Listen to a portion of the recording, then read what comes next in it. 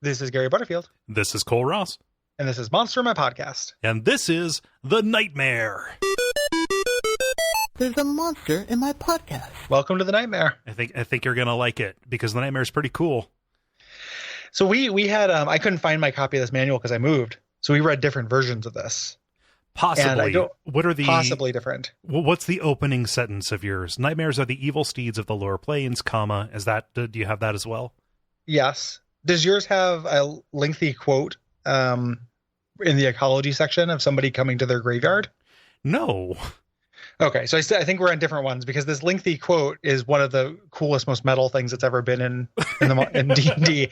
This version is from Planescape. Okay, and to be fair, like the hyperlinked version of the like all the Monstrous manuals combined that I was using, this was the only one that didn't have an adjective by it because there was like nightmare something, comma. So I was like, oh, this one will be the right one. Right. I saw that it was Planescape, but then kind of scanned it.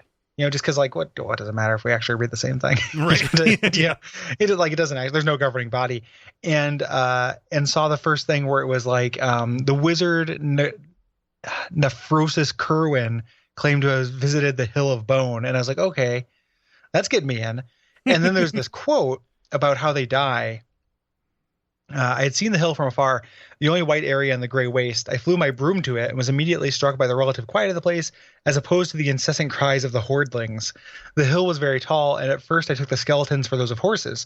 From time to time I heard a neigh or snort and thought perhaps the horses were nearby, then realized that it was the skulls themselves that made the noise. Some vitality or evil force remained within them. While examining the skeletons, I was surprised by a wall of fog forming near the base of the hill. I recognized the sound of Nightmare's hooves, as I had summoned such steeds. I hid myself behind a large pile of leg bones to observe the phenomenon. An ancient stallion came through the fog. His back was bowed, and his silvery hair marked an otherwise Ihan coat. He came to a canter as opposed to a gallop. He neighed once very loudly, and every single skull on the Hill of Bone answered him in a deafening reply. Oh, my God. Then he lay down and died almost instantly. Like, I was just like, this... Holy shit. My brothers, I'm home. Yay! Hey, all the thousands of skulls neighing at once. Like, I was like, man, Planescape is the coolest setting in the history of settings. That is so good. Yeah, like it's not just in the history of D&D, in the history of settings. Right. Like, it is so good. Whew. Yeah. Like when we say nightmare, we're talking about just like a devil horse, right? A devil horse that has a very intricate summoning ritual that culminates in creating a wall of fog for them to rush through. So basically you are creating like a WWF entrance. Like, okay, so set up the fog machine, start cranking Last Resort by Papa Roach, and then in comes your flame horse. And then you get that whoever that guy is from the GIF reacting to his muscles. Yeah, Vince McMahon.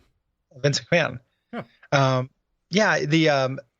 Here, like in this version, it talks about that as well. Like you have to be a wizard at 5th level, etc. Like the things you have to summon to do it, which are all pretty easy. It's like Mount, which is like a 1st level spell, I think. Monster Summoning 3, which is not that bad, and then Wall of Fog, and that's it. Right. And then you get this thing. They're tough to control. The book compares them to magical weapons with large egos. Yeah. We have largely the same because that line is in here as well. It must have just been adapted from this. Do you have the final piece of the ritual, which is feeding them oat-like flakes made of platinum? Whoever feeds the oats to the nightmare becomes its master for 72 hours. Yeah. Yes. But does yours say once per year on the plane of Grey Waste, its denizens meet in a dark and sinister gloom to debate how to spread their will for the next year? Yep. Nightmares announce the gloom meet? Yep. The gloom meet, for which the nightmares act as the riderless Paul Revere's. People in the nearby plains will know that a gloom meet is about to happen because more and more nightmares come around. This is so good. Yep. Like it makes me want to ditch everything I do like tabletop related and just do like run a Planescape campaign or play in one and just like switch everything like all hands to Planescape. Yes. And everybody plays as a nightmare. Yeah. Exactly. Yeah, it's like Hot to Trot, the movie, but with all nightmares. Yeah. And instead of Bobcat Goldthwait being a human who talks to the horse like a bookie, he's going to be a horse that talks to the horse. A smaller nightmare. Right. Like a Shetland pony on top of that, like a Shetland nightmare. You just made me really want a movie that co-starred Jeff Goldblum and Bobcat Goldthwait. Yeah, I would be really interested in seeing that. Bob Bloom, Gold, Jeff. Yeah. Brought to you by our backers at patreon.com/DuckFeed.tv.